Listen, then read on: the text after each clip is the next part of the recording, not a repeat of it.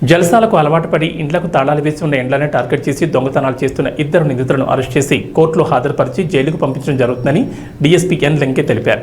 నారాయణపేట జిల్లా కేంద్రంలోని డీఎస్పీ కార్యాలయంలో ఏర్పాటు చేసిన మీడియా సమావేశంలో డీఎస్పీ మాట్లాడుతూ మాగునూరు పోలీస్ స్టేషన్ పరిధిలోని వర్కూరు గ్రామంలో 2 ఇండ్లలో దొంగతనాలకు పాల్పడిన వారి వివరాలను తెలిపారు.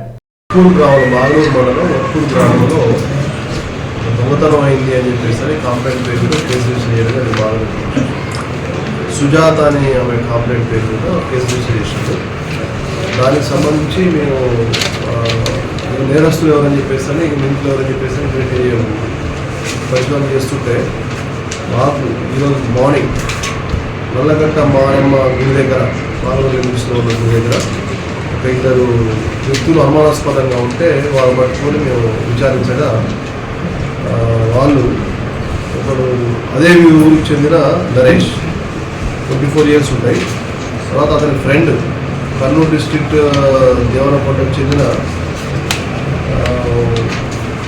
వీరేంద్ర విలేజ్లో మకా వేసి ఏ ఇండ్లు అయితే తాళాలు వేసినట్టు చూసి దాని ప్రకారంగా వాళ్ళు దొంగతనం చేశారు.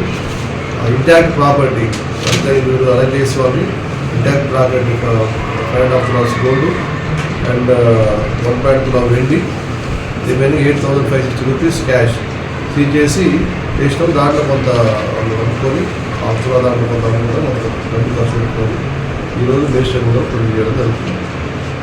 వెంటనే ఇది జస్ట్ 48 hours మేము కేసు క్రియేట్ చేసాం. రిపోర్ట్ అయిన 48 hours మనం 2 days కేసు క్రియేట్ చేసాం.